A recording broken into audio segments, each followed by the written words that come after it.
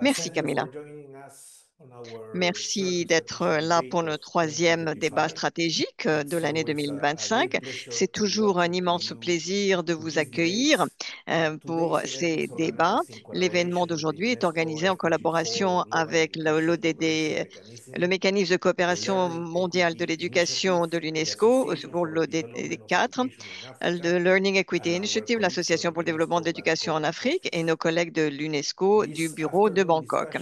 discussions Les will discussions de address a cet key topic of après-midi primary se concern for porteront all sur un education systems sujet worldwide: important pour tous les how to systèmes reduce the éducatifs à teacher travers le gap monde, and plan comment for utiliser equitable comment teaching. réduire, la pénurie We know that d'enseignants teachers play et a critical planifier role un in the enseignement learning équitable. process Nous savons and que les enseignants reduce jouent un rôle dans le inequalities processus in d'apprentissage learning et permettent de outcomes. réduire les Yet, inégalités en according to matière UNESCO, d'apprentissage. an estimated Cependant, of d'après 44 million l'UNESCO, teachers on estime que are still 44 required to millions reach the goal of d'enseignants sont university, encore primary, and nécessaires pour que secondary l'on puisse education by atteindre 2030, l'objectif including d'éducation 15 million primaire et in secondaire sub-Saharan universelle d'ici à Africa 2030, alone. dont 15 millions d'ailleurs en Afrique Despite subsaharienne this seule. need, En education dépit de ce authorities besoin, continue les to autorités struggle éducatives with continuent à se attracting and battre keeping pour qualified attirer teachers. et However, conserver as des we will enseignants discuss qualifiés. today, Néanmoins, comme nous allons le filling the voir teacher gap aujourd'hui, and euh, ensuring ré- that all en terminer children avec la have pénurie des access to enseignants et quality s'assurer que teaching tous les enfants ont accès requires à un more enseignement than de just qualité, demande recruiting plus que and simplement retaining more recruter teachers. et conserver davantage To d'enseignants. successfully Et pour fulfill their mission, remplir leur mission avec teachers need to succès, les have the enseignants necessary doivent également knowledge, avoir les skills, and connaissances support nécessaires, les to meet the compétences et le needs soutien of nécessaires learners pour and répondre aux in besoins their des enseignants specific dans leur context. contexte spécifique. During this debate, we will look at Pendant how this ces issue is discussions et ce being débat, nous verrons addressed in comment different ce regions problème est of the traité dans world différentes through régions du monde policies,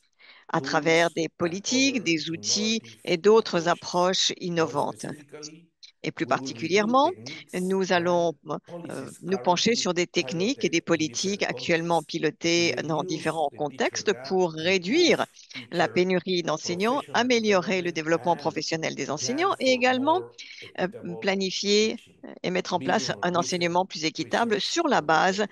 des recherches récentes sur la question. I'm pleased to introduce J'ai le plaisir today's de vous speakers présenter for aujourd'hui what les promises orateurs to be a d'aujourd'hui pour ce qui thought-provoking promet debate. d'être un In the débat first place, très Barbara intéressant. Tournier, Tout d'abord, our colleague Barbara from Tournier, qui est LNE, une program collègue de specialist l'IPE, coordinating our qui research and coordonne la technical recherche et cooperation la projects coopération on technique et teacher les projets de issues coopération and the technique sur les broader questions relatives education aux enseignants workforce. et au She personnel also éducatif de directs manière the générale. institute's Elle work dirige on également les travaux de master l'Institut capacities analysis, sur l'analyse des exploring how the capacités du staff niveau and intermédiaire, instructors explorant at this comment level le personnel et les can structures à be ce niveau leveraged to better peuvent être support mis à schools profit pour and mieux soutenir frontline les écoles et les practitioners. praticiens de première ligne. In second place, we will have En deuxième Helen Iniega, place vient Senior Hélène Iniega, Resource qui est une Person personne at the ressource Association for the senior à la DEA, Development of Association pour le Education in développement de l'éducation Africa. en Afrique. She specializes in Elle the est design of spécialisée instructional dans la materials and conception de teacher matériel professional pédagogique, development programs and l'élaboration de in programmes de développement professionnel foundational des learning, enseignants et la réalisation literacy, d'évaluations des numeracy, and apprentissages fondamentaux, socio-emotional alphabétisation, learning calcul et apprentissage assessments. socio-émotionnel. We will have also from Latin America, Gregory Elacqua, who is Nous aurons également principal avec nous economist Grégory in the Elacqua, education qui est division of the économiste principal à Interamerican la division éducation de la Development Banque Bank. interaméricaine de His développement research and et qui nous vient technical d'Amérique policy latine. work Et include ses travaux the de recherche, ses economics of activités techniques economics of incluent education, centralized l'économie, ou student and portent sur teacher l'économie de assignment, l'éducation, l'affectation teacher centralisée des policies, élèves et school des enseignants, choice, la politique school relative aux enseignants, le accountability, choix and de the l'école, political la economy responsabilité des of écoles et educational l'économie politique policies and du système systems. éducatif. Last but not Et least, enfin, we will et non also moins important, nous hear allons from two également guests from the Asia entendre deux Pacific region. intervenants Thank invités you both de la for région also joining Asie-Pacifique, que je us remercie today. d'être des We nôtres will have aujourd'hui. Dir Nous Jingran, aurons Dir Jingran, founder and qui executive est le director of the fondateur et le directeur Language and Learning exécutif de Language and Learning Foundation, Foundation, a major Indian non-profit une organization importante focused on organisation improving indienne à but non students' lucratif qui se foundational consacre à learning skills, l'amélioration de which l'apprentissage has fondamental et des improved the compétences fondamentales classroom des élèves à grande échelle context et and qui practices of veut 250,000 améliorer les pratiques teachers and pédagogiques de teachers 250 000 educators enseignants et across formateurs 10 Indian dans 10 États states. indiens. We will also have Et nous today entendrons with également us aujourd'hui Krayos Patraward, who Krayos is the Patrawort, qui est des managing nôtres et qui est le director directeur of général the Language and of the Equitable Education Fund, an de independently managed l'Equitable public Education fund for Fund, equitable un fonds public education and géré de manière human indépendante development pour in Thailand. l'éducation équitable et le Thank you développement all humain en for sharing Thaïlande. your Merci experience à with tous us de partager today. votre expérience avec nous Over to you, aujourd'hui. Muriel. Je vous passe la parole, Good Muriel. afternoon to all of you. So Bonjour for à our tous. session today, we are going to Jusque-là, organize our successful launch. notre We are session going to d'aujourd'hui sera give organisée 7 comme suit. minutes Nous to allons each of the donner à speakers for chacun their des presentation. That orateurs will 7 be minutes pour sa followed by a présentation short qui sera suivie roundtable. par And then une I will courte give you the table floor ronde. to Et you, ensuite, our je vous online donnerai la parole, participants. So vous, please nos do not participants en hesitate to ligne, post et your je vous questions demanderai in de ne the pas chat hésiter room à poster vos during the questions dans la presentation boîte de for our dialogue Q&A session, pendant la which will présentation pour last la séance de around questions-réponses qui 25 devrait minutes durer at the environ end 25 of this minutes à session. la fin de So cette without further séance. ado, I will Donc, now sans hand plus over to tarder, our je vais first maintenant donner la speaker, parole à notre Barbara, premier to kick us orateur, off with the Barbara topic of Tournier, secondary qui teacher va nous management to parler reduce de the la teacher gestion des gap enseignants in du secondaire Africa, pour réduire la pénurie referring to a d'enseignants recent en Afrique, publications en of faisant IPE. référence à We are une going to provide the publication link récente de in l'IPE the dont chat, nous vous donnerons but le we lien dans invite you la boîte de to dialogue download. et nous vous So invitons over donc to à le you, Barbara. télécharger. La parole est à vous, Barbara. Many thanks, Muriel. Mille merci, Just Muriel. going to wait for the slides to come Je vais up, but here they simplement are. attendre de So voir I'm les very happy to be diapos. Les here. I voici. work Je suis for extrêmement heureuse IPE. I'm d'être a population ici health aujourd'hui. Je qualifications, travaille and I'm sur les really questions looking forward to the du travail exchanges that we'll have des with enseignants this à l'IPE collaborative et j'attends issue avec of teacher impatience shortage. les échanges que So nous I'm allons going to avoir be sur cette question, à savoir la pénurie des specifically enseignants. talking, well, Donc, je a vais bit vous more on parler un petit peu plus the secondary level. du niveau And secondaire drawing examples from sub-Saharan Africa, but avec many of the des exemples strategies d'Afrique that I'll be subsaharienne, mais presenting nombre here des are also stratégies qui seront applicable at the présentées primary ici sont level. également valables pour le niveau So the primaire. intention is just to give you an L'idée est de vous overview, donner une and then vue the other d'ensemble panelists et ensuite will les go into a autres lot more detail on panélistes specific pourront entrer initiatives dans des or détails sur tools that des they initiatives ou des outils have been particuliers using. qu'ils ont Next utilisés. slide, please. Diapo suivante, s'il vous plaît.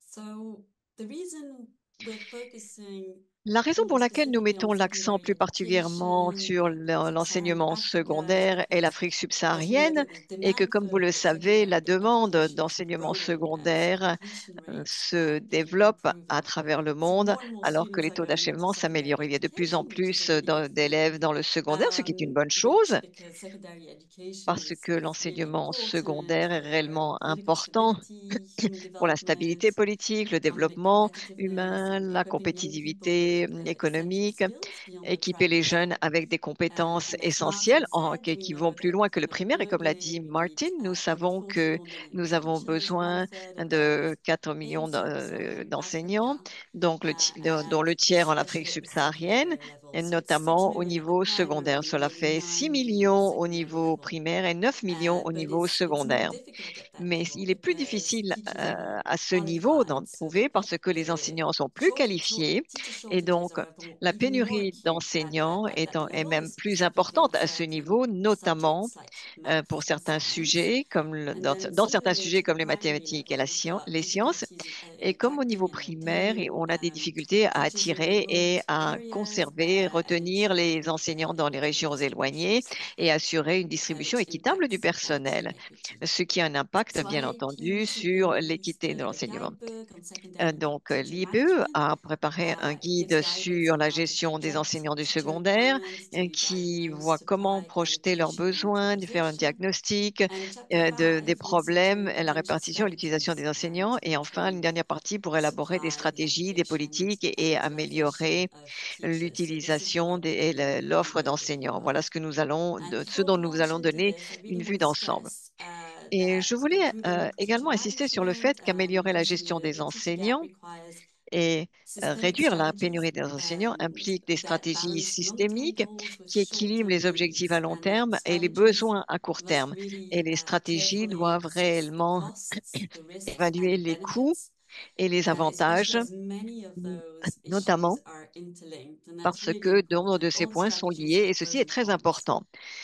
Toutes And ces then just stratégies to ont say des that avantages et some des inconvénients. Et promising ceci strategies simplement that pour dire que certaines will stratégies cover prometteuses aspects qui of couvriront des supply aspects allocation and de l'offre, de l'utilisation, de l'affectation et que nous voyons de plus en plus utilisés pour renforcer les capacités des institutions, utiliser des outils basés sur des données, des outils automatisés pour l'affectation des enseignants et une décentralisation. Je pense que nous entendrons beaucoup d'autres panélistes nous en parler. Donc, passons à la diapositive suivante.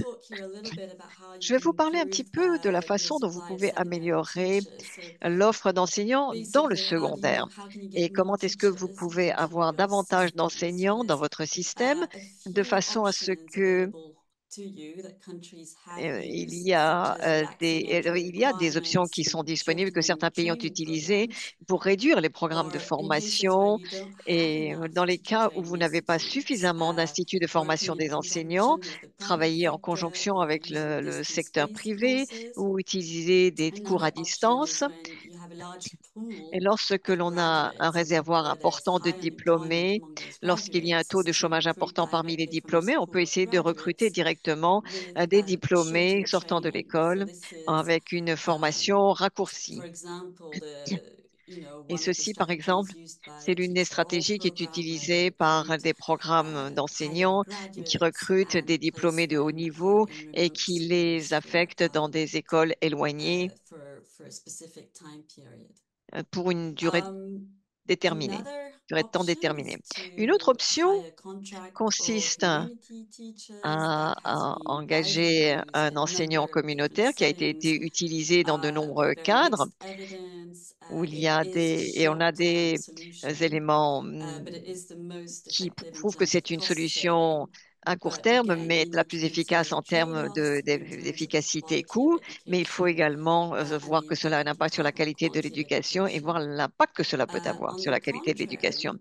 Et certaines des solutions à long terme, au contraire, sont plus attrayantes et permettent aux étudiants de se diriger vers l'éducation et l'enseignement.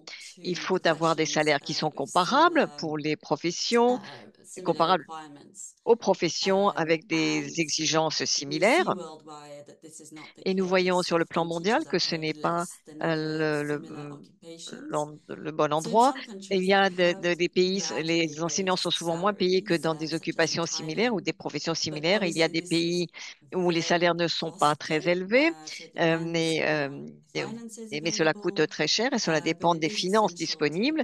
Mais ceci est essentiel pour se sortir de ce cercle vicieux où il n'est pas intéressant de devenir enseignant et de ce qui fait que l'on ne peut pas attirer de bons enseignants, de bons candidats qui seraient prêts à devenir des enseignants.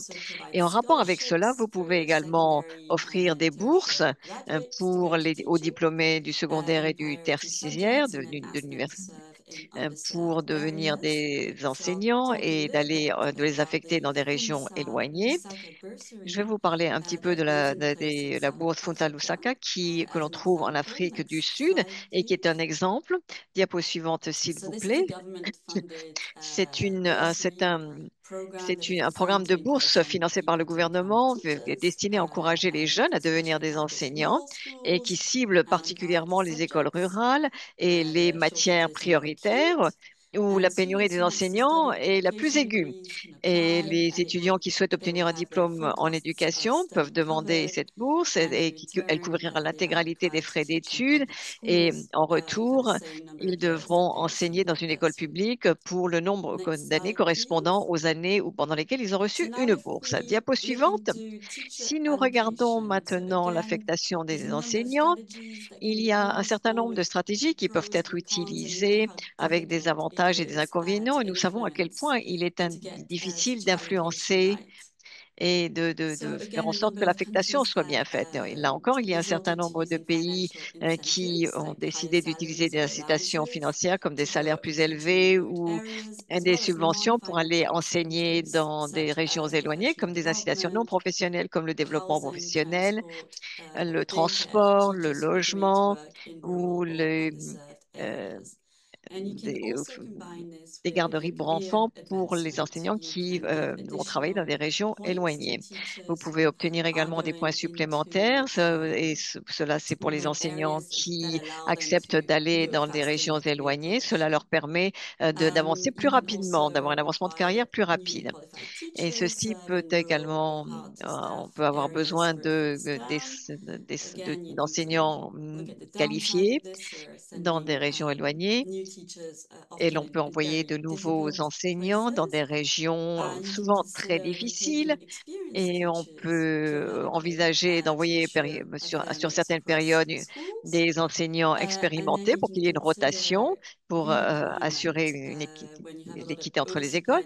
Et lorsque l'on a trop d'enseignants dans certaines écoles et pas assez dans d'autres, on peut envisager un redéploiement, une réaffectation, mais il faut planifier cela de manière très prudente et ce n'est pas ce que les enseignants préfèrent. Et l'on est confronté à des défis. Les enseignants peuvent être contre la réaffectation en raison de liens familiaux, de liens ou des obstacles concernant certaines régions. Les enseignants peuvent ne pas vouloir aller dans des régions où il n'y a pas un logement correct ou des transports corrects ou des services. Et la pression politique peut également avoir un impact négatif sur l'affectation des enseignants, certaines écoles recevant plus d'enseignants et d'autres n'en ayant pas suffisamment. Tous ces défis sont importants parce que cela nous rappelle que les politiques d'affectation efficaces doivent être soutenues par des améliorations de l'infrastructure, des incitations, davantage d'incitations et la gouvernance. Et c'est une question de développement. Il faut s'assurer que les enseignants dans des régions éloignées peuvent profiter également des mêmes services que les autres enseignants. Diapositive suivante, s'il vous plaît. Voici un exemple qui nous vient de Sierra Leone. La Sierra Leone a peu d'enseignants qualifiés, notamment dans des matières fondamentales, et recruter de nouveaux enseignants peut s'avérer trop coûteux. Et de ce fait, les décideurs y ont réfléchi et ont conçu deux approches importantes, chacune comportant plusieurs options pour augmenter le nombre d'enseignants qualifiés dans les écoles rurales. Diapo suivante. Et ce qui est réellement intéressant dans cet exemple, c'est que ils ont pesé les avantages et les inconvénients ainsi que les coûts des différentes options. Et vous pouvez voir à l'écran ici les différentes options qui ont été passées en revue. Tout d'abord, la redistribution des enseignants dans une région en provenance d'écoles où il y avait trop d'enseignants vers des écoles où il n'y en avait pas assez. Partager les spécialistes dans les matières fondamentales qui sont sous-utilisées. Troisième possibilité, préférer des modèles qui permettent d'envoyer les enseignants qui conviennent vers les écoles qui en ont le plus besoin. Diapositive suivante. Et fournir des incitations également à ceux qui travaillent dans les écoles éloignées. Diapositive suivante. Soutenir les enseignants non qualifiés qui travaillent dans les écoles. Soutenir donc les jeunes femmes qui vivent dans les régions éloignées et qui veulent obtenir des qualifications en tant qu'enseignante, améliorer l'apprentissage à travers des leçons radiodiffusées et améliorer également l'apprentissage grâce à des camps d'études.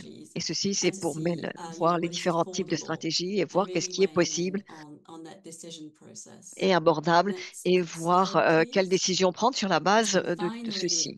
Diapo suivante. Améliorer l'utilisation des enseignants. Ceci est réellement important parce que nous avons des ressources rares et lorsque les ressources sont rares, la gestion des enseignants devient encore plus importante parce qu'il faut gérer correctement les ressources dont on dispose et au mieux possible.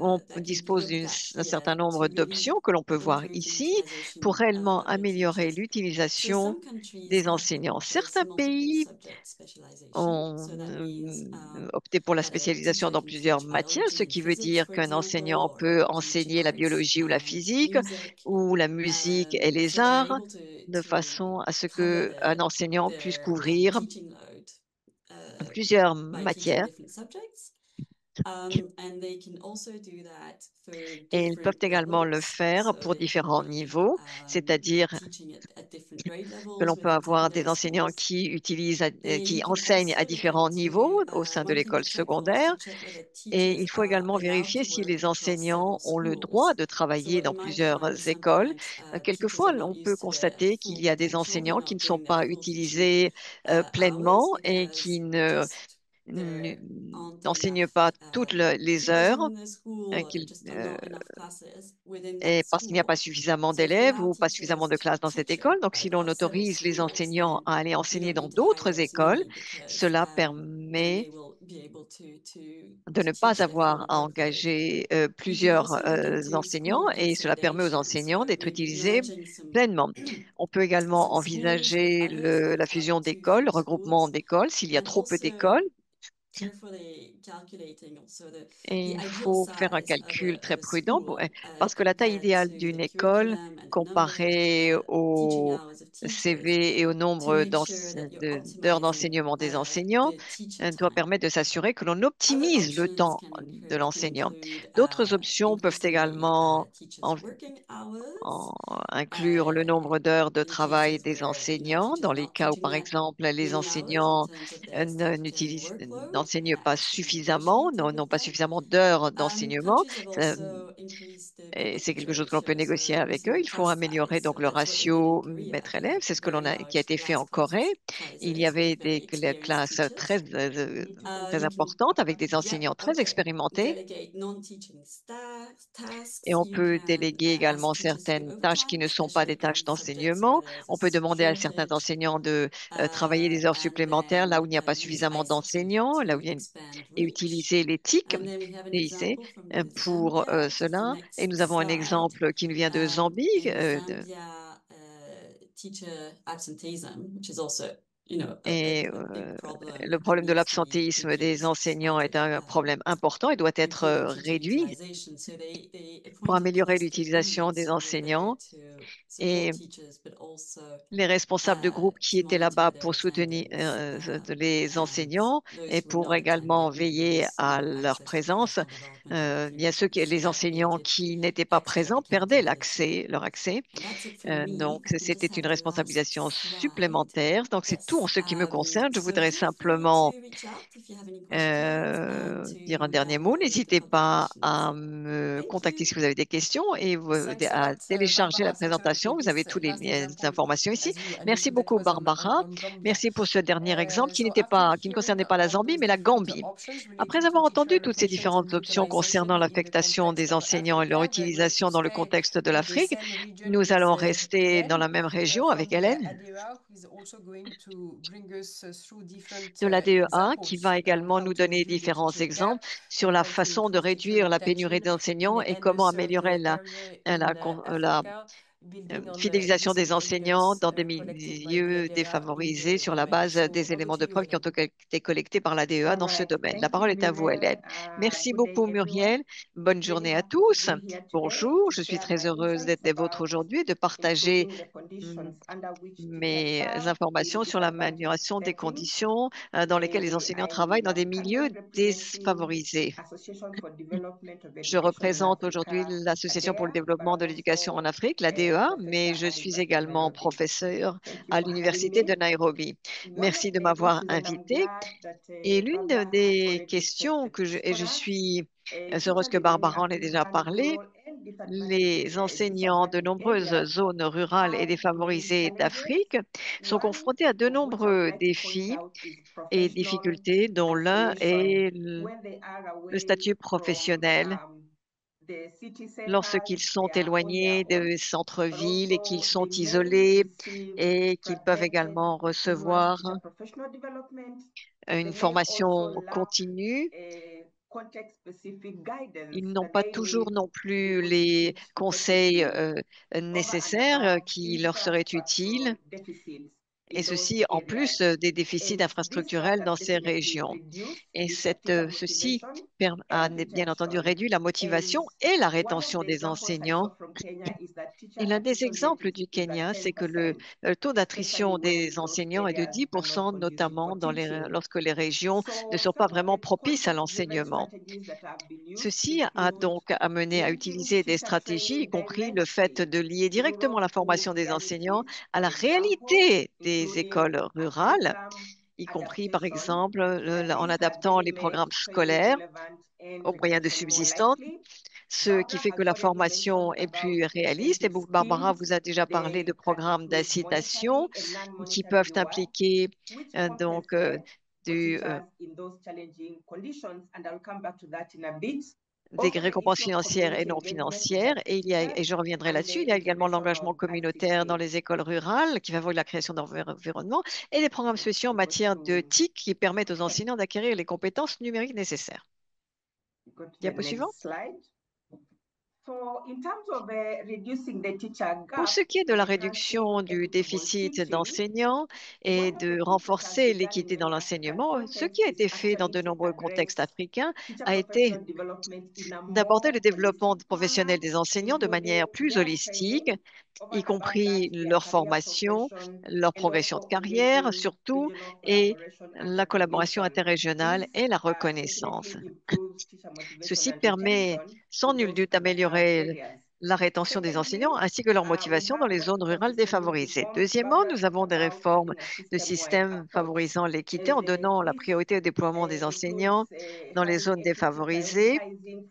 Et il faut donc, par exemple, prioriser l'emploi des enseignants dans les zones défavorisées, et j'y reviendrai par la suite, et créer également des outils numériques en utilisant l'éthique qui permettent de relier donc les enseignants isolés et avoir également une intégration stratégique des compétences dans les différents domaines comme par exemple les STEM, la culture numérique, ce qui permet de préparer les enseignants à répondre aux besoins divers des apprenants. Et pour réduire cette pénurie d'enseignants, je reviens sur ce que Barbara a dit, il faut regarder les choses des deux côtés et se pencher également sur toute la formation initiale et comment attirer des enseignants, comment les conserver et leur donner l'éducation nécessaire, la formation nécessaire, et nous pencher également sur les politiques possibles qui permettent d'engager et d'affecter les enseignants et leur offrir une formation continue et un leadership pour voir qui mène. Donc, l'approche que je voudrais partager avec vous dans le temps qui m'est imparti inclut les conditions de service des enseignants à travers le développement et des opportunités de développement dans le contexte, y compris la formation des enseignants et les techniques. Nous avons vu de nombreux programmes en Afrique où nous avons donc un soutien des clusters d'enseignants et des communautés professionnelles d'apprentissage. Donc, c'est une façon qui permet d'apporter son soutien dans des contextes ou dans des régions difficiles. Le deuxième point, c'est de s'assurer que la rémunération et les mesures incitatives sont adéquates pour compenser le fait qu'ils se trouvent dans des régions difficiles. Barbara en a parlé un petit peu plus tôt, et ensuite renforcer le leadership de scolaire, non seulement sur le plan de la gestion, mais pour un bon leadership en plus du soutien administratif, de façon à ce que ils puissent aider les enseignants en salle de classe et les aider à améliorer l'infrastructure. Également, nous avons vu que pour améliorer l'infrastructure, il y a de nombreux programmes et que l'on peut se pencher sur ce que l'on appelle des programmes d'amélioration scolaire qui incluent le développement de l'infrastructure et également des facilités TIC, et encourager également les communautés à soutenir les enseignants dans les différents groupes ou, comme Barbara en a parlé également, des initiatives de recrutement ciblées, diversifiées à la base. Et je vais vous donner un exemple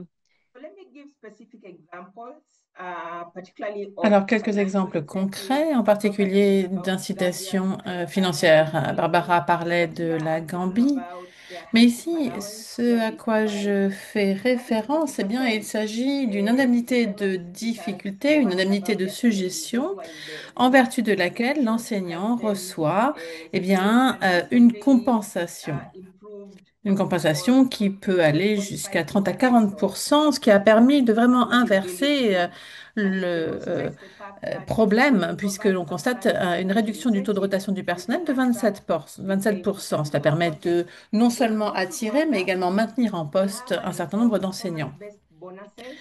Nous avons également au Rwanda une prime basée sur la performance, qui représente en moyenne 3% du salaire dans le cadre des contrats. Nous avons la conviction que c'est quelque chose que nous pourrions émuler. Au Burkina Faso, il y a 4,7 milliards de dollars américains qui ont été alloués afin de renforcer la gestion des effectifs d'enseignants. En Gambie, plus de 5000 enseignants ont été recrutés en 2021 au Sénégal. Donc, on a recruté 5000 enseignants. Quant au Malawi, eh bien, ils ont cette initiative appelée Teachers Quotas dans les zones rurales du Malawi, en vertu duquel des maisons de 2 pièces sont fournies dans un lieu où l'infrastructure de logement est effectivement un problème. Quant au Kenya, ils ont réussi à recruter 76 000 enseignants, dont 46 000 étaient stagiaires depuis 1 an ou plus. On l'a déjà évoqué, il peut être utile de recruter des nouveaux enseignants ou des remplaçants. Cela permet de renforcer les effectifs. Encore une fois, un certain nombre de programmes ont été mis en place avec des nouvelles initiatives visant à renforcer le leadership des enseignants, mais également la prise l'empowerment des élèves, des apprenants.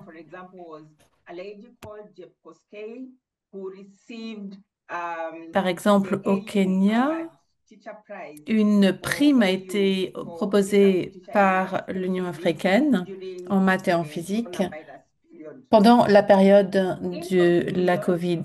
Alors, en conclusion, je suis convaincue que les gouvernements africains, avec l'aide des régionaux et des organismes régionaux et internationaux, peuvent tirer parti de ces essais pour mettre en œuvre des réformes globales et des politiques innovantes afin de régler le problème de manque d'enseignants dans les milieux défavorisés. Par exemple, en mieux tirant parti du déploiement des enseignants, en le faisant de manière plus intelligente,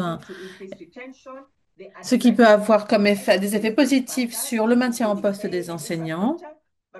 Mais pour ce faire, il faut mettre l'accent sur la rémunération, sur les infrastructures et également avoir une communauté de pratique qui soit un appui à ces initiatives.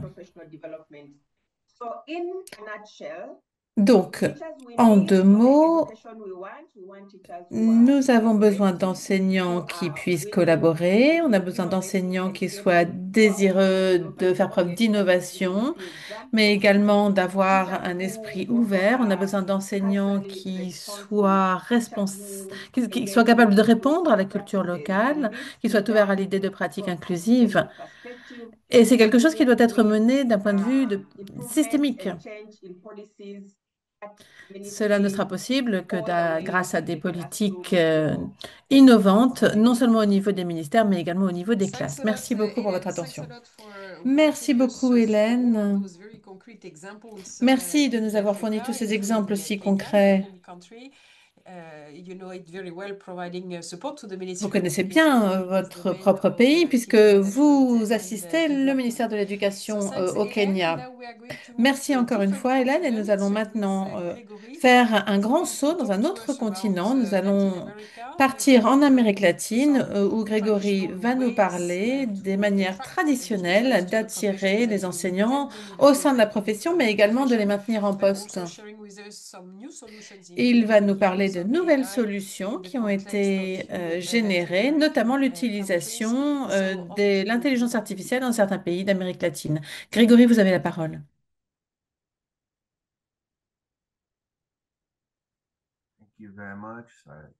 Merci beaucoup. Est-ce que vous me voyez? Est-ce que vous voyez ma présentation? Yes, perfect. You can move on. Merci beaucoup, Muriel, de cette invitation. Merci, Martine. Merci à tous mes collègues. Je suis enchantée de partager ce panel sur ce sujet si crucial. Et j'ai le plaisir de vous parler un peu des résultats de certains de nos travaux sur les stratégies visant à réduire la pénurie d'enseignants. Très brièvement, dans la région de l'Amérique latine, nous avons encore un problème puisque nous sommes à la traîne par rapport aux autres pays de l'OCDE. Il existe des inégalités au sein, mais également d'un pays à l'autre.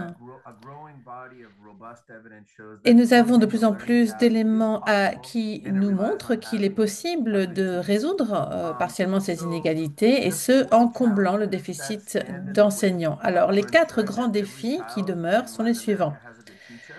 Afin de veiller à ce que chaque apprenant en Amérique latine ait un enseignant de qualité, sont les suivants.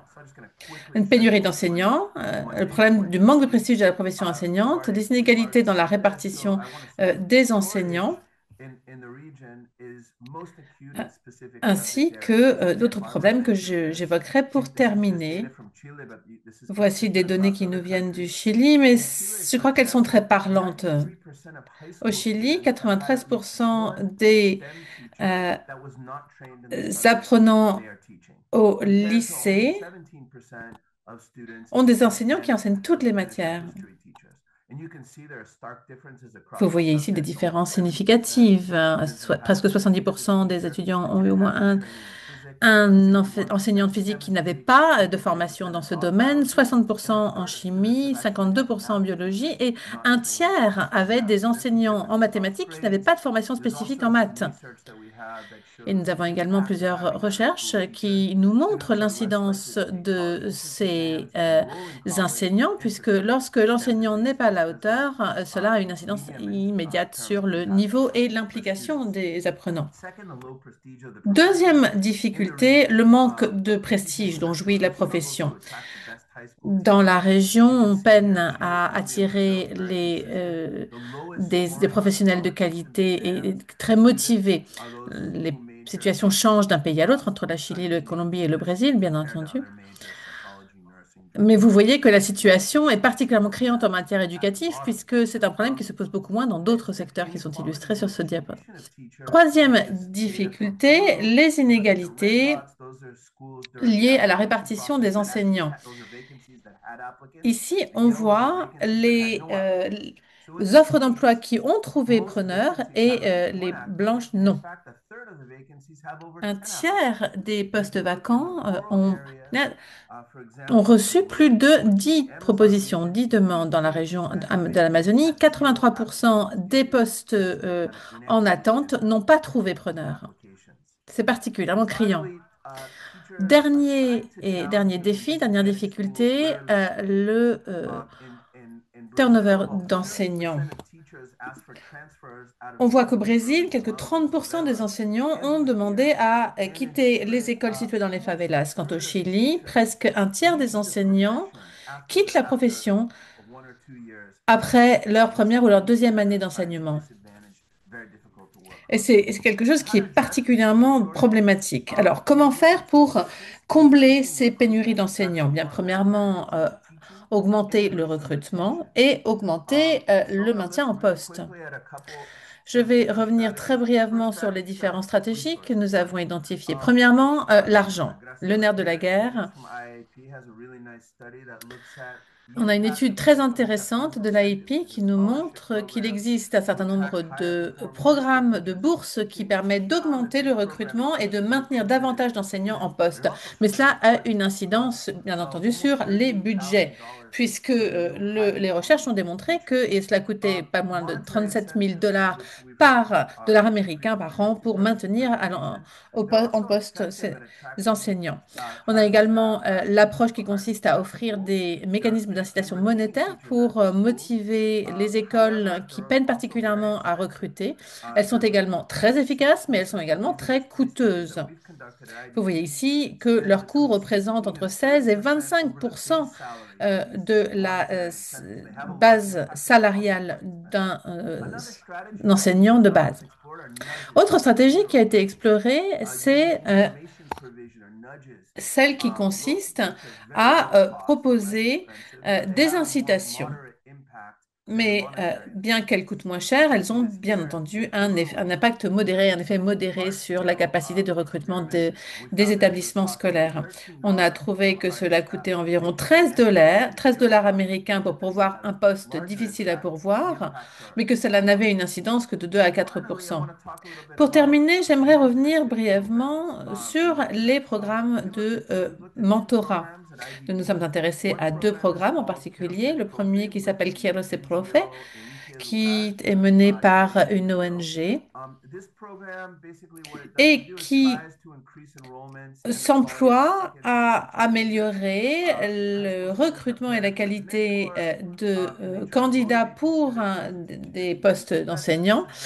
L'idée est de les mettre en relation avec des mentors qui sont eux formés pour permettre de motiver les étudiants à se présenter à des postes d'enseignants. Mais c'est quelque chose qui est extrêmement difficile de mettre en échelle. La raison en est qu'il n'y a pas suffisamment de mentors et que ceux-là sont extrêmement coûteux. Un autre programme au Chili qui nous a beaucoup intéressés, qui est un programme de mentorat pour les nouveaux enseignants, les enseignants novices. Cela permet d'améliorer leur efficacité et ils sont mis encore une fois en lien, en collaboration avec des mentors qui les guident, qui les accompagnent tout au long de l'année scolaire. Or, moins d'1% des enseignants novices ont été concernés par ce programme récemment. Pour finir, j'aimerais évoquer très brièvement la manière dont l'IA peut contribuer à accroître la portée et l'ampleur de ces deux programmes. L'un a été mis en place par l'INALCHE, l'autre par le ministère du Chili. L'un s'appelle donc Quiero ser profe et l'autre, il s'agit d'un chatbot qui s'appelle Kai, qui sont alimentés par l'IA. Donc Kai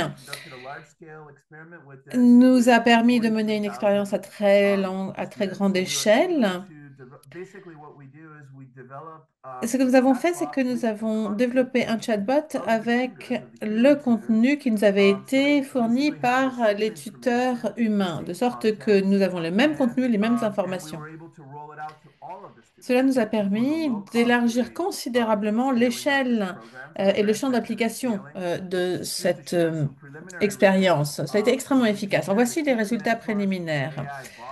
Si on compare le programme des mentors humains avec le mentorat pour IA, on a constaté que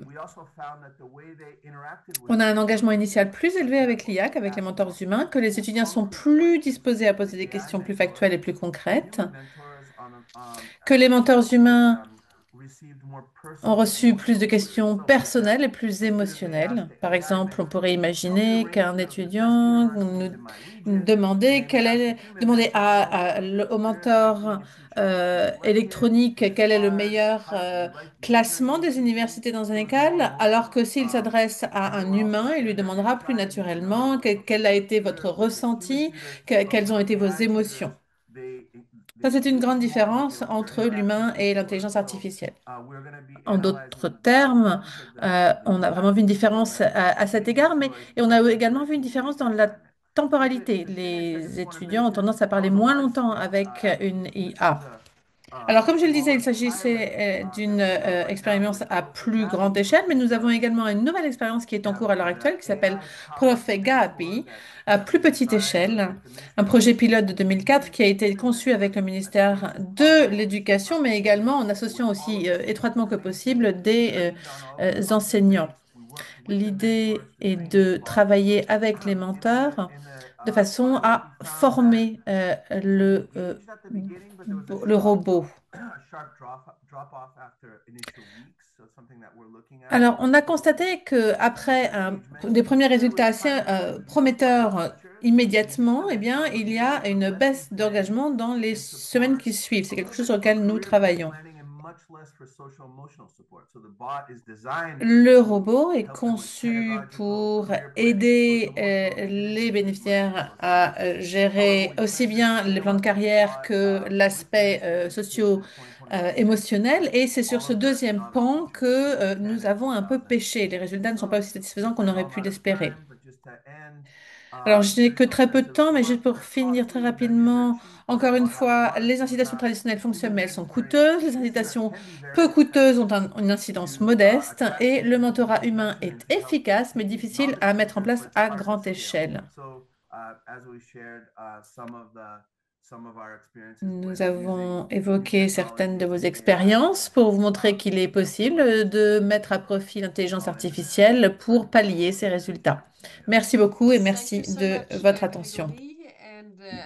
Merci beaucoup, Grégory. Je suis sûre que vous serez nombreuses et nombreux d'entre vous intéressés par l'emploi de ces nouvelles technologies pour aider les enseignants, Power Chat Box, intelligence artificielle, etc. Nous allons peut-être y revenir pendant la discussion, mais merci beaucoup, Grégory.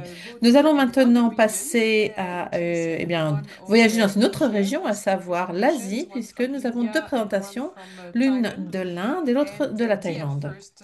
Nous allons d'abord donner la parole à Dia, qui va nous parler d'un certain nombre de mesures, pas seulement en matière de gestion et d'allocation des enseignants, mais également à la formation et au développement de carrière des enseignants. Et ça a été quelque chose que vous avez tiré d'une expérience à très longue échelle que vous avez menée. Merci Muriel, merci de m'avoir invité à ce débat stratégique. J'aimerais vous parler de mon expérience. Je travaille avec une fondation qui s'appelle Language and Learning Foundation, qui travaille avec plusieurs acteurs, et notre objectif est d'aider les enseignants à dispenser un enseignement équitable. Nous employons tout particulièrement à travailler dans les limites d'un système existant tout en promouvant un enseignement équitable. C'est vraiment notre credo. Nous voulons que les apprenants qui apprennent le moins puissent améliorer considérablement leurs résultats. Petit problème technique.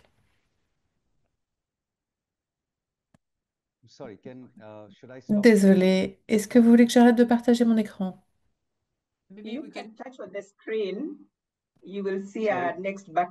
Alors, en regardant sur votre écran, vous devriez trouver au milieu de l'écran une petite flèche qui vous permet de voyager à gauche, du haut en bas. Et je vais donc revenir sur trois grands aspects. Premièrement, la réforme fondamentale de l'apprentissage en Inde et quels en sont les principaux enseignements. Deuxièmement, quels sont les principaux défis. Et enfin, quel est le développement professionnel des enseignants, et la voie à suivre. Alors, un peu de contexte. En Inde, on a une mission nationale pour l'apprentissage fondamental en Inde qui a régi l'enseignement depuis 4 ans. Et ce qu'on constate, c'est que on a un système global avec des allocations budgétaires qui montrent des résultats dans le renforcement de l'apprentissage, mais il y a des disparités très importantes d'une région à l'autre, d'un établissement à l'autre, et même parfois au sein d'une même classe. Et ça, c'est une véritable difficulté qu'il nous faut surmonter. Avec le gouvernement, nous avons identifié un certain nombre de défis. Alors bien sûr, il y en a beaucoup d'autres, mais nous en avons identifié 4 principaux. Premièrement, du fait des migrations saisonnières ou des migrations, ou simplement du fait que certains apprenants sont obligés de rester chez eux, eh bien, nous avons un fort absentéisme saisonnier. Nous avons également constaté qu'il y avait un déséquilibre entre l'enseignement, entre la langue employée en matière d'enseignement et la langue qui est utilisée par les apprenants chez eux. Nous avons également constaté que les enfants en difficulté n'avaient pas les mesures de rattrapage nécessaires et enfin que les pratiques d'enseignement et d'apprentissage n'étaient pas adaptées à l'ensemble des enfants. Ce décalage entre les langues d'enseignement et les langues parlées par les enfants chez eux est quelque chose qui est particulièrement problématique. Et nous avons mené des programmes de démonstration, nous avons travaillé avec les gouvernements, les autorités des États. Nous avons constaté qu'en travaillant avec les enseignants, en leur fournissant un enseignement préalable, mais également en veillant à ce que l'enseignement puisse se faire de manière bilingue ou multilingue, en mettant en œuvre une véritable réflexion autour de cette question du multilinguisme des apprenants, notamment par le biais de mécanismes informels, eh bien, on pouvait remédier en partie à ce problème. Or, nous avons également une autre difficulté, à savoir le recrutement d'enseignants qui soient familiers avec les langues utilisées sur le terrain. Il y a en effet des poches géographiques où aucun enseignant n'est recruté de manière annuelle qui possède le bagage linguistique nécessaire pour s'adresser et se faire comprendre des élèves. Ça, c'est un véritable problème. Il n'y a pas assez d'enseignants qualifiés, puisque les enseignants doivent être recrutés par le truchement d'un système national. Et si l'éducation et l'enseignement multilingue est un outil extrêmement utile, notamment lorsqu'il y a une inadéquation entre la langue des apprenants et la langue de enseignement, eh bien, malheureusement, nous n'avons pas les ressources nécessaires pour mettre en œuvre ce type d'éducation. Nous avons tous dit que les enseignants doivent être en mesure de faire preuve de souplesse.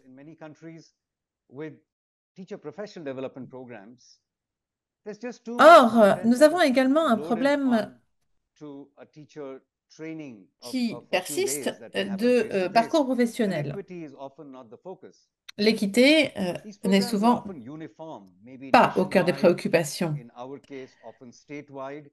Dans notre cas, à défaut de programmes nationaux, nous avons des programmes au niveau des États. Or, nous avons un problème d'équité. Bien souvent, le programme provient du niveau de chaque État où il y a des formateurs, peut-être 800 au niveau aussi bien régional que d'État, qui va ensuite former ce corpus va venir former les enseignants. C'est un format qui fonctionne sous forme de cascade. Or, bien souvent, les formateurs n'ont pas nécessairement de formation eux-mêmes qui leur permettent de comprendre les difficultés auxquelles sont confrontés les enseignants au niveau primaire.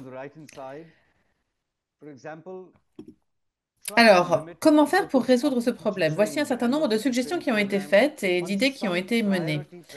Peut-être des améliorations peuvent consister à se concentrer sur les pratiques prioritaires qui ont un impact important sur l'apprentissage, à savoir voir comment est-ce que l'enseignement peut changer au sein des classes pour mieux s'adapter aux besoins des apprenants.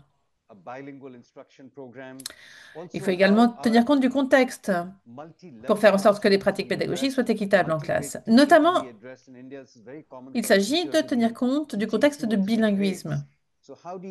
Et c'est particulièrement criant lorsque des enseignants enseignent non pas à un niveau, mais deux ou trois niveaux dans le même temps. Nous avons essayé de mettre en place un système 60-20-20, en vertu duquel 60% du temps, les enseignants montrent et encourage à la pratique. 20% du temps est consacré à l'apprentissage social et collaboratif et seuls 20% sont consacrés à un enseignement formel et à euh, l'acquisition de connaissances. Et ça fonctionne assez bien. En d'autres termes, cela permet aux enseignants d'apprendre en faisant. Et bien sûr, il faut veiller à ce que le formateur principal ait une expérience de l'enseignement primaire. Cela semble fonctionner. Cela s'est traduit par un certain nombre de changements qui ont pu être mis à l'échelle. Je voulais également revenir sur d'autres aspects. Avoir à mettre en place un enseignement, une formation, pardon, en direct, cela peut être utile, mais c'est extrêmement coûteux. Donc, ce que nous avons réussi à faire, encore une fois, avec l'aide des gouvernements dans plusieurs États, c'est d'y ajouter un certain nombre de composantes, de façon à veiller à ce que les menteurs et les superviseurs enseignants qui s'adressent aux enseignants puissent fournir un retour très concret à leurs enseignants. Il y a des réunions mensuelles durant lesquelles les enseignants se rassemblent. Comment faire en sorte qu'il y ait davantage de discussions autour des pratiques d'enseignement de manière structurée. Nous avons également des rappels hebdomadaires par le biais de WhatsApp, mettre en place des groupes et leur fournir des exemples extrêmement concrets qu'ils peuvent appliquer immédiatement en classe. Et puis, enfin, des cours qui peuvent être des cours d'une heure ou même plus courts sur des aspects bien particuliers comme les mathématiques, par exemple, ou le multilinguisme, etc., selon les besoins et les sources d'intérêt de ces enseignants. L'idée, c'est vraiment de mettre en place un calendrier annuel de parcours professionnel, d'amélioration du parcours professionnel de chaque enseignant qui leur offre plusieurs sources d'informations pour leur permettre de renforcer leurs compétences. Et cela a eu des résultats très positifs. Non seulement parce qu'ils voient une amélioration par rapport à leur statut précédent. Alors, on n'a pas encore mis en place de système d'évaluation formel là-dessus. Et je terminerai en renforçant, en parlant d'un autre aspect qui est le renforcement du niveau intermédiaire. Il nous semble que c'est là un niveau qui doit être davantage mis en avant puisqu'ils peuvent contribuer à dispenser un enseignement de qualité. Or, en ce qui concerne le rapport des responsabilités d'élaboration de rapports et le fait de trouver des données, c'est quelque chose qui bien souvent revient au niveau le plus élevé. Or, on a vraiment une lacune dans le niveau intermédiaire. Il faut aider ce milieu intermédiaire à mieux travailler en collaboration et à accompagner les enseignants. Nous avons donc promu plusieurs lignes directrices. Premièrement, redéfinir les rôles de ce niveau intermédiaire en matière de soutien pédagogique. Il s'agit, selon nous, d'un travail qui vient s'ajouter à leurs tâches normales, qui sont des tâches administratives. Et également renforcer en continu et différencier les capacités en matière de renforcement des capacités et de mentorat. Merci beaucoup pour votre attention. Merci beaucoup, Dir. C'était vraiment très intéressant de vous entendre nous parler de l'importance qu'il y avait à ne pas nous concentrer sur des mesures uniformisées, mais qu'il faut également tenir compte de la culture locale et des spécificités locales. Merci également de votre rappel. Vous nous avez dit qu'il était important de tirer parti des nouvelles technologies technologie, de l'informatique, des rappels informatisés, et cela nous ramène à ce que disait plutôt Grégory. Alors maintenant, nous allons entendre le docteur Krayos qui va nous parler du rôle du Fonds d'éducation équitable en Thaïlande. Il s'agit d'une initiative extrêmement importante qui a été mise en place par le gouvernement thaïlandais pour aider les enseignants en particulier. Krayos, vous avez la parole. Merci beaucoup de nous avoir invités. Mon organisation et moi, nous sommes encore assez jeunes, nous n'avons que 7 ans. Nous sommes dans les bureaux du ministre et nous travaillons également avec différents ministères et nous devons travailler avec différents partenaires en dehors du ministère de l'Éducation pour réduire les inégalités en matière d'éducation. Non seulement nous avons élaboré des plans de recherche, mais nous pouvons également mettre en place des programmes que nous pouvons proposer ultérieurement. Et c'est l'un des programmes, le F, que je vais vous expliquer concernant les enseignants. Et si vous connaissez des organisations dans votre région, nous pourrions, et qui ont axé sur l'équité et qui ont besoin donc d'une alliance pour l'éducation équitable, l'EEF, et la population sur laquelle nous mettons l'accent pour réduire la pénurie des enseignants dans les régions éloignées, ce sont les populations déscolarisées qui notent cette dimension d'exclusion, dimension 4 à 5. Nous avons donc une politique d'éducation gratuite dans le pays, mais si l'on a une éducation gratuite, mais que l'on n'a pas pour autant des enseignants dans les écoles, cela ne signifie pas que l'on a une éducation équitable et de qualité pour tous. Et c'est la raison pour laquelle nous allons nous concentrer sur cette population. Et sur la base des résultats de PISA de 2022, si vous regardez les groupes de population par revenus et que vous les classez par revenus, par quartile, et en 4 quartiles, vous pouvez voir en regardant la barre que ceux qui vivent dans des foyers plus aisés ont tendance à avoir de meilleurs résultats et qu'il y a plus d'élèves qui ont de meilleurs résultats. Mais si vous regardez le bas, ceux qui ont un revenu de 25%, les résultats ne sont pas très bons en PISA et il y a donc 77% qui n'ont pas de bons résultats. Donc, c'est un petit peu dans la situation en Thaïlande sur la base des résultats de PISA. Quelles sont les causes à l'origine de ceci? Nous pensons que c'est la qualité différente et les inégalités entre les écoles. Il y a 28 000 écoles dans le pays, dont 1183 sont ce que nous appelons des écoles protégées ou des petites écoles qui sont situées dans des régions reculées, comme dans les zones montagneuses et loin des zones urbaines. Dans ce type d'école, les résultats sont toujours moins bons, quelles que soient donc les évaluations qui aient été faites, que ce soit PISA ou des évaluations faites en Thaïlande. Il y a plus d'une centaine de milliers d'enfants vulnérables en Thaïlande. Et si vous regardez le niveau de pauvreté parmi les élèves, vous voyez qu'il est le double de la moyenne nationale en termes de familles qui gagnent moins de 100 bahts par jour, en dessous du niveau de pauvreté de la Banque mondiale. Et plus important encore,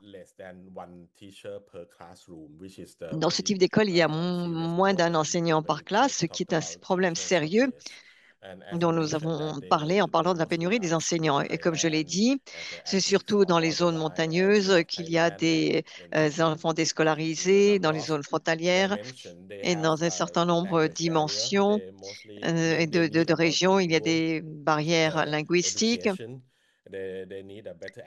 Ils ont besoin d'un meilleur accès aux infrastructures ou aux ressources et il y a toujours un taux de rotation élevé, comme dans beaucoup de pays. La plupart des enseignants, lorsqu'ils commencent à travailler, ils ont 2 ans où ils vont dans ces régions et ensuite peuvent quitter ces écoles et la plupart vont quitter ces écoles au bout de 2 ans. Donc, lorsque nous sommes face à nous sommes confrontés à ce genre de problème, nous avons élaboré ce programme, le programme de source pour les enseignants locaux, avec le ministère de l'Enseignement supérieur et avec des différentes agences. Et c'est là donc un des éléments importants de ma présentation. Ce que nous essayons de faire ici, c'est de réduire la rotation des enseignants dans les petites écoles protégées en Thaïlande, à savoir 1500 écoles en Thaïlande. Et ce faisant également, nous essayons de catalyser les réformes évolutives du système fermé. Et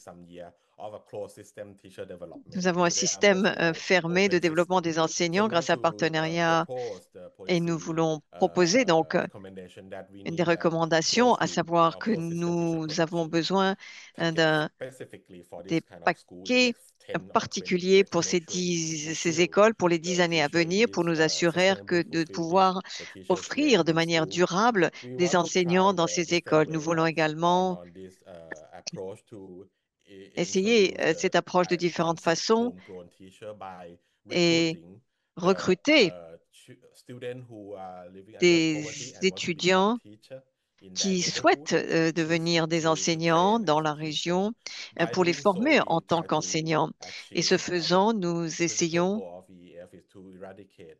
d'éradiquer la pauvreté intergénérationnelle qui est importante dans ces zones très défavorisées en Thaïlande. Si nous pouvons donc leur donner une bourse et leur permettre de revenir en étant des enseignants dans leur région, c'est une solution durable que nous pouvons proposer. Et si nous voulons promouvoir les écoles et les communautés et leur engagement pour les encourager à devenir des enseignants dans leur propre communauté, cela permettra de maximiser les opportunités de mobiliser et leur engagement envers les communautés. Ce sont des personnes qui parlent la langue de leur communauté et c'est une meilleure façon de s'assurer que les écoles reçoivent non seulement des enseignants supplémentaires, mais reçoivent également ou profitent de l'engagement des communautés. Et nous voulons également développer des modèles de financement innovants. Et si nous pouvons mettre en place ce programme, nous voulons offrir l'opportunité au secteur privé de faire des dons en développant un impact social en finançant cela de manière innovante pour l'avenir. Et ceci simplement pour vous donner une idée du pays. Nous avons donc les écoles dans lesquelles nous recrutons des étudiants des familles pauvres qui doivent ensuite revenir enseigner au sein de leur communauté. Vous pouvez voir que c'est surtout à la frontière entre la Thaïlande et le Myanmar et également dans certaines zones en Thaïlande. Et nous n'autorisons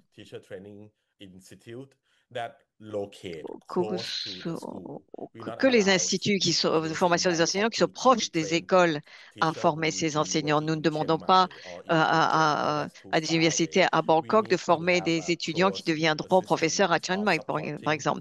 Nous devons avoir un système qui permet de soutenir ces élèves et nous demandons à toutes les universités qui reçoivent des boursiers de notre part d'offrir une formation continue pendant 6 ans après la formation initiale, ce qui fait un total de 10 ans. C'est un programme de 10 ans pour les enseignants individuels qui seront formés à devenir des enseignants.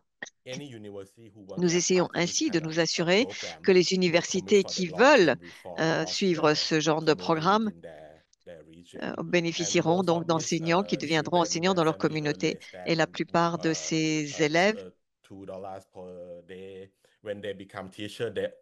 qui deviennent des enseignants vont aider à réduire la pauvreté. C'est un programme que nous menons depuis 5 ans et nous offrons déjà une bourse et nous allons poursuivre encore pendant 5 ans en mettant l'accent essentiellement sur les écoles primaires, l'enseignement spécial et l'enseignement non formel et les instituts d'enseignement non formel à l'avenir. Non seulement nous avons élaboré ce type de formation, mais nous leur avons également appris ce qu'est l'enseignement actif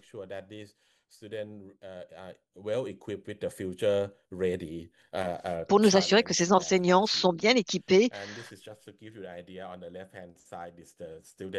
Et ceci pour vous donner une idée de ces enseignants que nous recrutons et des enseignants qui reviennent pour ensuite améliorer le logement de leurs parents en utilisant leur salaire.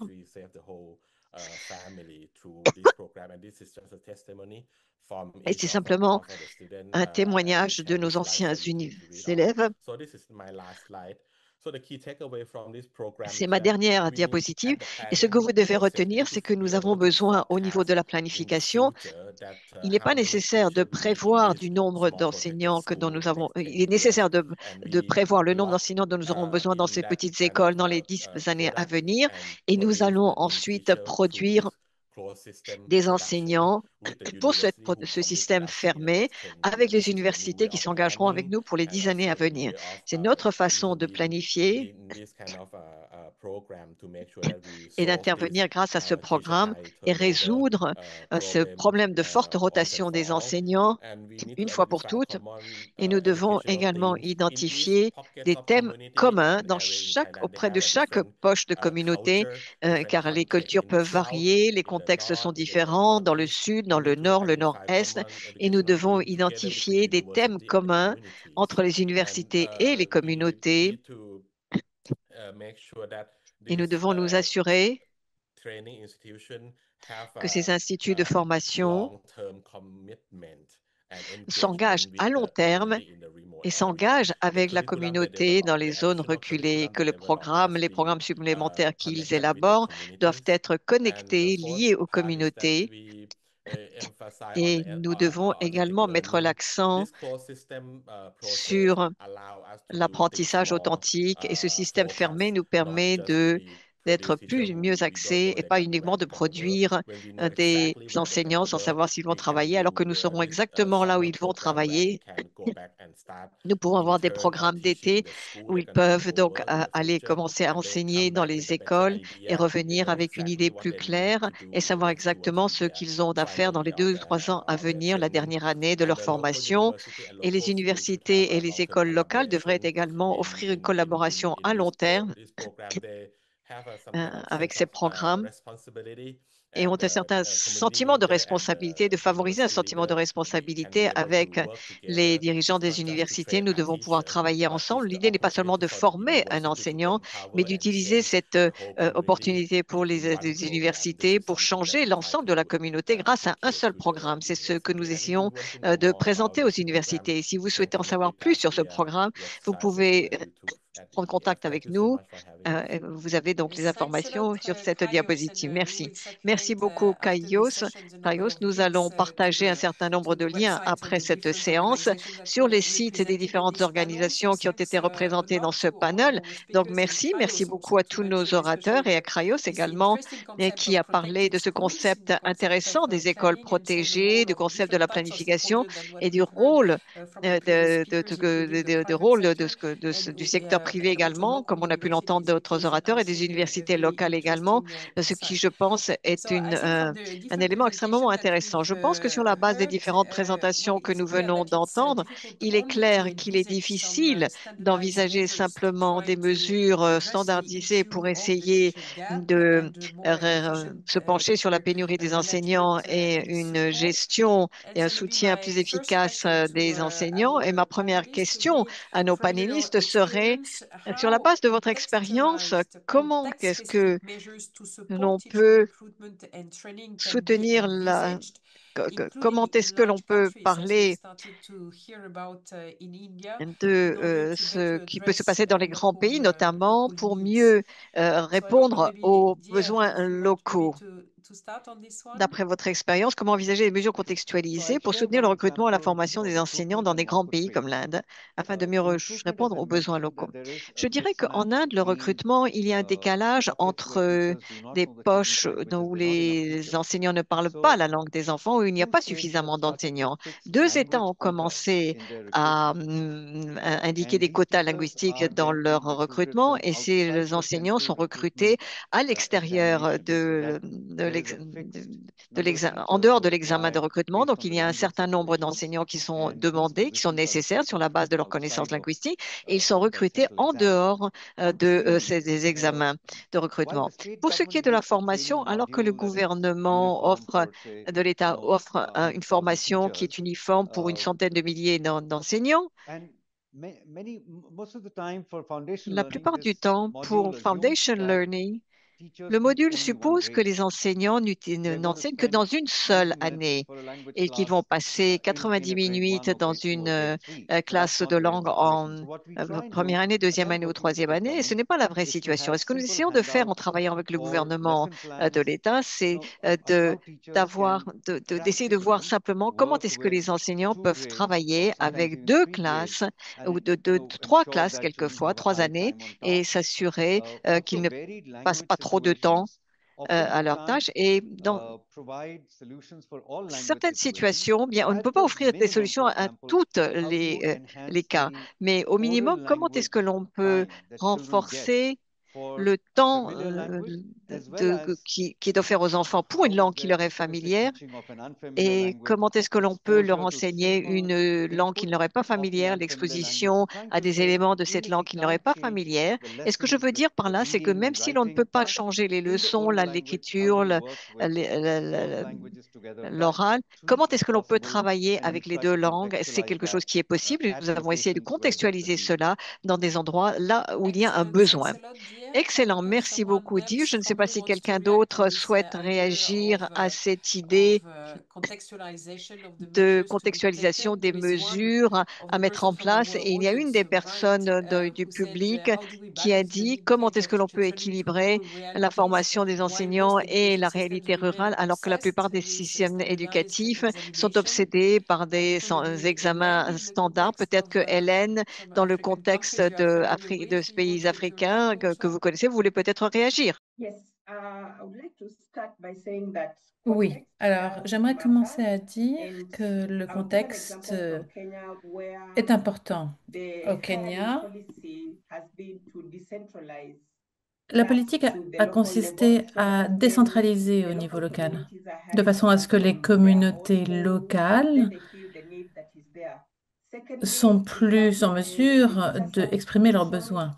Alors, il y a également une commission des services des enseignants qui ont déployé de façon les enseignants. Je crois que l'un des commentaires disait que si vous déployez des gens sans savoir ce qui leur arrive, ça ne sert à rien. Et je crois que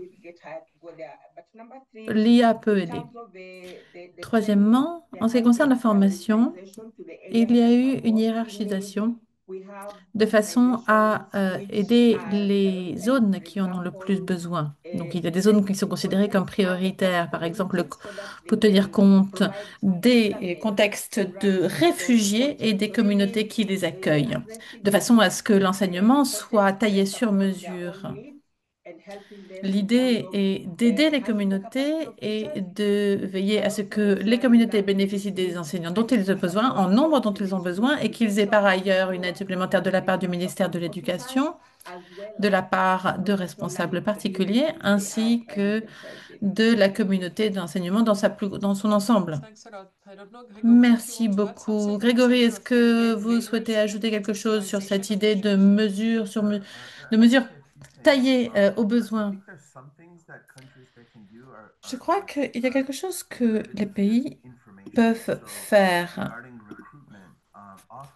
En ce qui concerne le recrutement, bien souvent, les lycéens n'ont aucune idée de ce que signifie un, un itinéraire ou un parcours professionnel de l'enseignant. Et je crois que c'est quelque chose qui est important. Il faut que les lycéens sachent combien gagne un enseignant, quelles sont ses possibilités de développement de carrière, etc.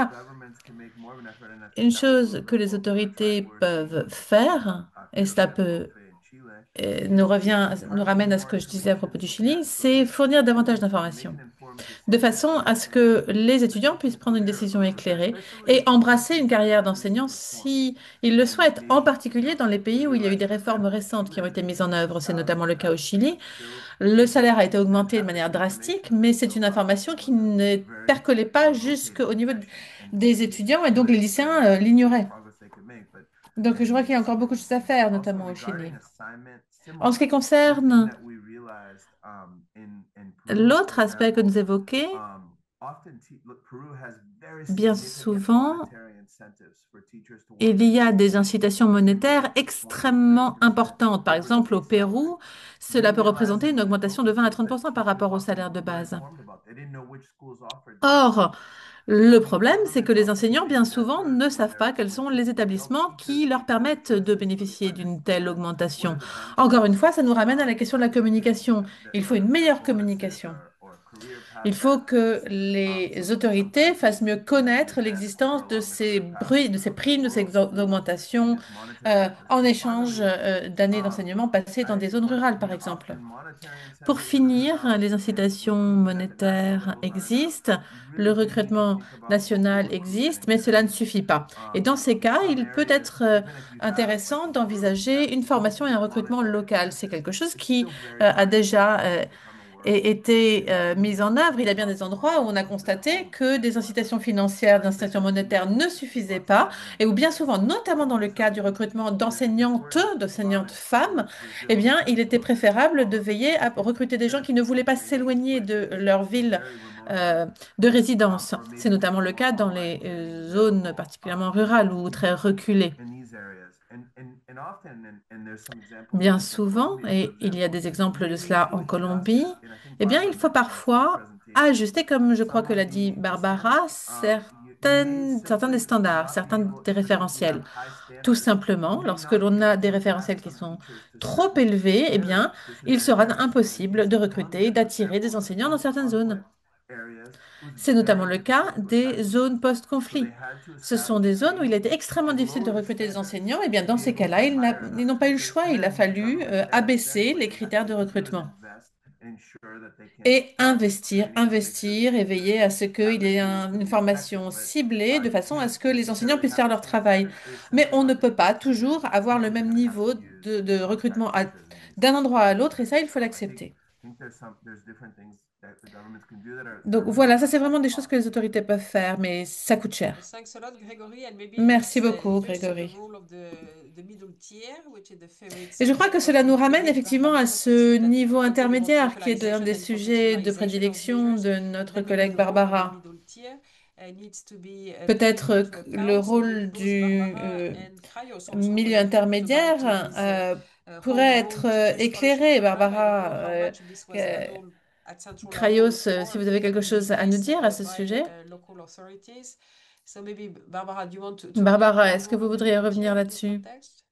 Yeah, very briefly, I Alors, was music to très my ears brièvement, listening to what Dia was saying about the role of the middle tier. j'étais ravie d'entendre In dire parler these intermediate du roles and rôle de application ce systems have been milieu developed intermédiaire, de ce to niveau better support the intermédiaire, provide to teachers.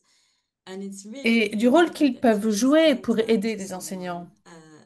above the school in order for C'est them to très feel less important isolated. d'avoir Sometimes teachers des feel less contacts, isolated, non especially plus if they're in seulement au rural niveau areas. de l'établissement, mais Some également à un teachers niveau feels supérieur. it's really En effet, important ce to get sentiment that d'isolement des going. enseignants est un And véritable so problème the et il middle n'est pas tier rare. is that C'est la raison pour laquelle ce place milieu where the intermédiaire, c'est doctors vraiment le understand niveau auquel on doit s'adresser. Et comme le disait Dire, bien souvent, to ils ont provide tendance some teaching à boxes. So ne it's se really important contenter that que we de invest jouer in that leur learning rôle to get that de mindset gratte-papier. shift Il faut happening donc so that the modifier la middle mentalité dans ce niveau advisory towards intermédiaire, de instructional façon à ce qu'ils ne se contentent plus and seulement de there's assurer different le ways that they can suivi do that. et la collecte de Both data, at mais tier également d'un and unit soutien. aux enseignements. C'est quelque chose qui peut passer par un renforcement du rôle des communautés, une identification des problèmes particuliers et d'essayer de trouver des problèmes et des solutions ensemble. Comme ça a été fait en Inde, ils peuvent par exemple avoir des cycles d'amélioration d'enseignement, ils peuvent avoir des questionnaires qu'ils vont ensuite adresser aux enseignants pour savoir quels sont les principaux problèmes auxquels vous êtes confrontés aujourd'hui, et ensuite organiser une session particulière afin de résoudre ce problème en particulier. L'idée, encore une fois, est de renforcer le parcours professionnel. Ça n'est pas quelque chose qui est théorique et qui se produit ici et là par cycle. Ça pourrait être une approche qui impliquerait deux niveaux distincts et qui permettrait aux enseignants de se sentir consultés, d'avoir le sentiment que leurs questionnements trouvent une réponse et qu'ils sont écoutés surtout. Il faut également que les professionnels aient la capacité de mieux utiliser les données qu'ils ont à leur disposition afin d'améliorer les stratégies d'enseignement. Par exemple, on pourrait imaginer un scénario dans lequel deux écoles, deux établissements qui réussissent plus ou moins bien seraient mis en parallèle, peut-être jumelés, de façon à essayer de trouver des solutions. Et ça n'est encore pas souvent le cas. Autre point que je souhaitais relever, qui n'est pas nécessairement en rapport avec cela, dans la diapositive qu'a montré Grégory, on voyait une carte qui montrait que dans certains établissements, il n'y a pas de candidature pour des nouveaux enseignements. Et je crois que c'était très utile.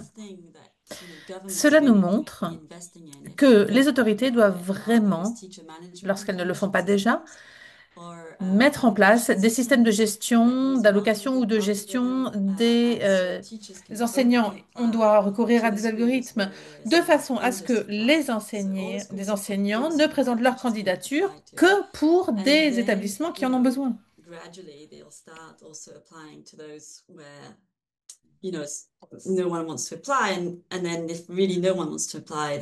Cela permettra de combler ce manque dans les établissements les plus en demande. Mais cet algorithme peut aller au-delà de cela. Il peut même aller jusqu'à répondre aux besoins linguistiques, par exemple.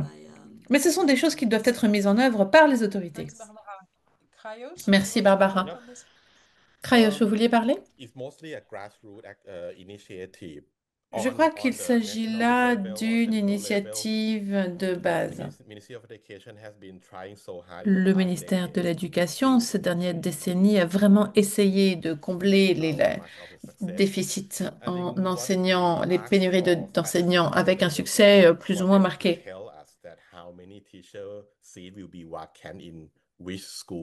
Nous, ce dont on a besoin, c'est qu'ils nous donnent des informations concrètes. Les enseignants sont en mobilité constante pour des raisons diverses et variées. Il est donc indispensable d'avoir une visibilité sur ce qui va se passer dans les 10 prochaines années, et c'est quelque chose qui est assez difficile. Mais ils ont procédé à des estimations. Donc, ils nous donnent des chiffres. Et ensuite, on essaye de contacter les universités qui forment les enseignants qui font appel à nous. Ensuite, on met en place un processus sous le contrôle des pairs, un processus de mise en concurrence pour savoir identifier le nombre d'enseignants nécessaires dans une communauté. Et ensuite, on va continuer à aider l'établissement concerné. On a dit qu'on avait également un système de bourse. En d'autres termes, nous vraiment ciblons les deux aspects à la fois. Et nous impliquons les communautés. Il s'agit vraiment, en ce qui nous concerne, d'une initiative qui est de base, une grassroots. Nous avons également mis en place un processus d'évaluation. Merci beaucoup. Nous allons donc finir avec notre dernière question, puisque nous n'avons pas suffisamment de temps, mais il me semble qu'il s'agit là d'une question qui est transversale, en particulier qui nous ramène aux interventions de Grégory, de Dir et de Hélène sur l'utilisation des technologies et des outils numériques afin d'aider à l'enseignement. Donc ma question, c'est comment envisagez-vous le recours aux technologies de façon à améliorer la qualité de l'enseignement et l'équité de l'enseignement dans les milieux ruraux, dans les zones rurales? C'est notamment le cas de notre participant qui nous parle du Kenya, qui nous dit que bien des enseignements qui euh, ont tendance à être à la peine. Et donc, la question qu'il pose, c'est devrions-nous recourir à l'intelligence artificielle pour essayer de résoudre les problèmes auxquels sont confrontées ces zones particulièrement en difficulté? Alors, quelle est votre réponse? Quelle est votre réponse à Edwin? Hélène, vous voulez commencer? Merci pour cette question. J'aimerais dire que bien souvent, la technologie est le parent pauvre. Or, Grégory nous a dit ce qui se passe en Amérique latine. Je crois que c'est vraiment un domaine dans lequel nous avons beaucoup à apprendre, notamment de l'Inde. Au Kenya, nous avons mené un programme pilote où nous avons une école dans une zone plus reculée qui est située dans une région qui pourrait être en but avec des conflits ou une situation d'insécurité et que nous mettons en relation avec d'autres établissements grâce à des cours en ligne.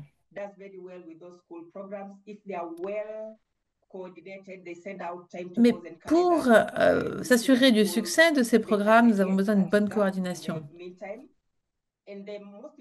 Et plus important, je crois, comme je l'ai dit plus tôt, nous avons besoin de nous fier à la communauté d'apprentis, des enseignants. Nous avons vraiment le sentiment que l'entraide entre enseignants est cruciale à cet égard. Tous les établissements scolaires n'ont pas nécessairement l'électricité, mais lorsque ce sera le cas, les choses seront grandement facilitées. Mais en attendant, voilà, il y a beaucoup à faire. Merci beaucoup, Hélène. Dire, Grégory, un dernier mot? Oui. La plupart du travail que nous avons mené à la Banque interaméricaine de développement a été apporté sur le renforcement des programmes pour enseignants.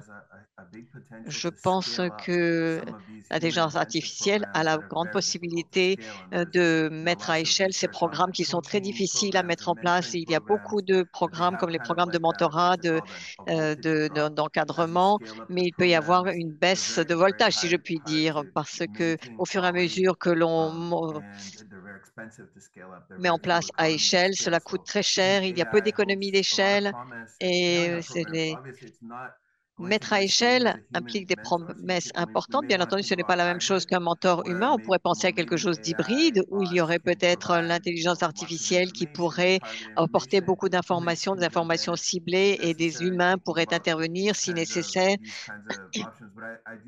sur ce genre d'options. Mais je pense que l'intelligence artificielle offre beaucoup d'opportunités parce que j'ai parlé des 2 programmes au Chili. Avant de mettre en place cette technologie, les programmes étaient trop chers et ne permettaient d'atteindre que 1% ou 2% des enseignants potentiels ou des élèves du secondaire. Bien entendu, ce n'est pas tout à fait la même chose. Nous ne faisons que nous améliorer dans le temps et qu'il y a des opportunités. J'ai plus de doutes concernant les élèves.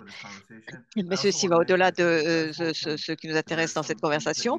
Mais je pense qu'il y a des choses que l'on peut faire, comme par exemple le développement professionnel. Il y a un projet que nous avons actuellement en travaillant avec le ministère de l'Éducation au Pérou. Nous avons un programme de développement en ligne et un programme de développement d'enseignants. Et après la COVID, la plupart de ces programmes sont devenus des programmes en ligne en Amérique latine et nous travaillons avec eux pour soutenir les enseignants, leur offrir un retour d'information alors qu'ils suivent ce développement professionnel en ligne. Il y a également des outils que nous pouvons développer, mais je pense que c'est vraiment quelque chose d'important pour les enseignants qui peut offrir beaucoup, notamment pour les enseignants et pour les programmes qui sont extrêmement difficiles à mettre à échelle, à grande échelle. Merci beaucoup, Grégory. Dire, est-ce que vous souhaitez ajouter quelque chose dans le contexte indien? Je me ferai l'écho de ce que Grégory vient de dire, à savoir que nous mettons essentiellement l'accent sur le renforcement du développement professionnel des enseignants grâce à l'utilisation de l'intelligence artificielle, grâce à des lignes en cours. Et la deuxième chose, c'est les évaluations des élèves. Certaines des évaluations formatives peuvent être faites plus rapidement, les résultats peuvent être consolidés en utilisant la technologie et ensuite les enseignants peuvent décider ce qu'ils veulent faire avec leur groupe d'élèves. Et la troisième utilisation nous n'en sommes qu'à ces balbutiements, c'est pour les enseignants qui sont dans des régions où ils ne connaissent pas forcément les langues et ce ne sont pas des langues dominantes, il n'y a pas beaucoup de bases de données linguistiques disponibles. Mais comment peuvent-ils apprendre à converser, apprendre des phrases grâce à une formation multilingue? Merci beaucoup, Dir. Merci à tous. Merci également à notre public. C'était un plaisir de vous avoir aujourd'hui. Il y a beaucoup de recherches et de données qui étayent les présentations qui ont été faites ici par la Banque interaméricaine de développement, par la Language Learning Foundation, de nos collègues de la DEA, etc.